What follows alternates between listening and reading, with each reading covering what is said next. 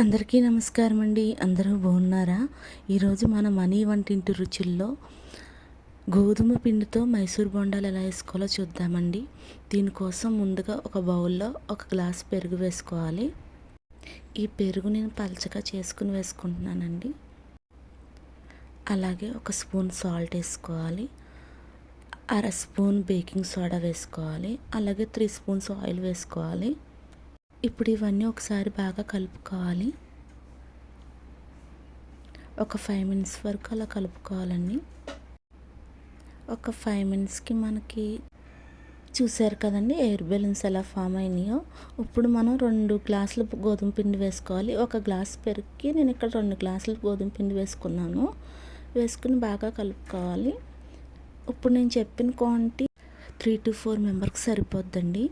ఇప్పుడు బాగా బీట్ చేసుకోవాలి. ఒక 10 మినిట్స్ వరకు ఆపకుండా అలా కలుపుకుంటూనే ఉండాలి. అప్పుడే మనకి పిండి సాఫ్ట్గా తయారవుద్ది. ఇప్పుడు 1 or 2 అవర్స్ పక్కన పెట్టేసుకోవాలి.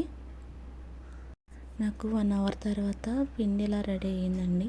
పిండి చూసారా, మరీ గట్టిగానూ లేదు, అలాగే జారుగానూ లేదు, కరెక్ట్గా ఉందన్నమాట మన బజ్జీల పిండి. ఇప్పుడు ఇందులో 2 స్పూన్లు పల్లీలు వేసుకున్నాను, అలాగే ఒక స్పూన్ జీలకర్ర వేసుకున్నాను. ఇష్టం ఉన్న వాళ్ళు ఇందులో కొంచెం అల్లం ముక్కలు, పచ్చిమిర్చి కూడా వేసుకోవచ్చు. పల్లీలు జీలకర్ర వేసుకున్నాక ఒకసారి బాగా కలుపుకోవాలి. ఇప్పుడు నేను చూపిస్తున్న విధంగా బాగా కలుపుకుంటే బజ్జీలు చాలా గుల్లగా వస్తాయి. లోపల పిండి ఉండల కింద కడతం లాంటివి ఏమి ఉండవన్నమాట.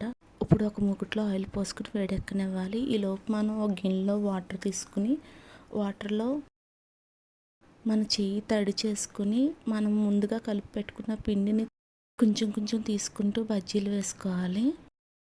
మంటను మీడియం ఫ్లేమ్లో పెట్టుకుని బజ్జీలు వేసుకోవాలి.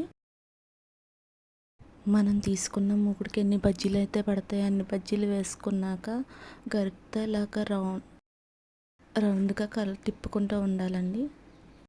దీనివల్ల బజ్జీలు అన్ని సైడ్ ఈక్వల్గా ఫ్రై అవుతాయి అన్నమాట.